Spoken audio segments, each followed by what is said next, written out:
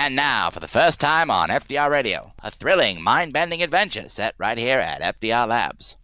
Starring Anonymous as the narrator, we bring you tonight's unusual story, The Crying Waifu.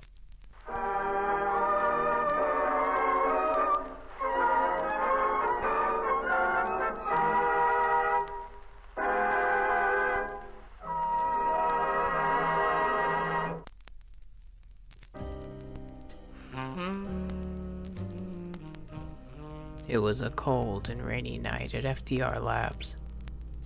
The kind of night that makes you glad you've spent the entire day at work. The kind of night that makes you think twice about driving home instead of staying at the lab. Our hero is already fast asleep at his desk, with only the table light softly illuminating his headgear. The FDR employee is required to watch the tentacle holding cells during this particular night shift. A thankless task. Suddenly, lightning strikes. Our hero, startled, falls off his chair. The dazed researcher, now sitting on the cold, hard tiling of the laboratory floor, all of a sudden recognizes a sound. Past the beeping and whirring of the lab equipment, the gentle reassuring signal tone of the holding cells, and the occasional printer offering up the latest results. He perceives a sound that makes him tense up, makes his blood curdle. A sound that puts him on high alert. He gets up, still disoriented from his fall. Our determined protagonist stumbles past countless empty desks, towards the window door, with only the rays of artificial light streaming through the shades as his guide.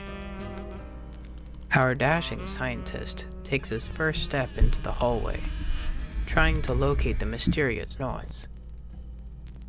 The white, sterile hallway of the research facility is flushed with neon light, with only him providing a soft shadow on the white floor below.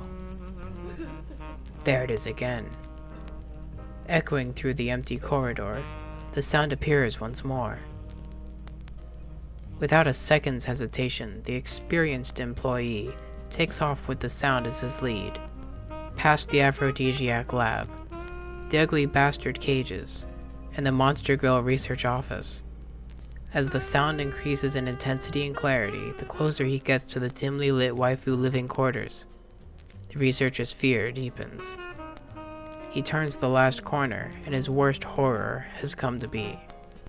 There she is, sitting on the floor, hugging her knees. A crying waifu. A shadowy, distorted figure is towering over her. At the drop of a hat, the competent scientist presses the wall-mounted gray alert. With the sound of the shrieking siren, abruptly every door decorating the building's hallway swings open, and researchers come streaming out like ants out of an anthill. Spooked by the commotion, the ghastly character takes off and vanishes towards the architecture's deserted lobby.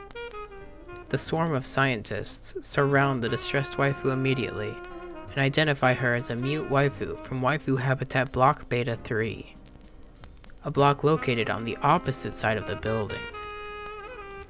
The FDR employees waste no time in gently helping her off the freezing ground to accompany her to one of the rarely used emergency waifu comfort rooms. Our petrified protagonist is still standing next to the now deactivated gray alert switch, watching his colleagues rush off. His mind overloaded with questions, like a busy highway during rush hour.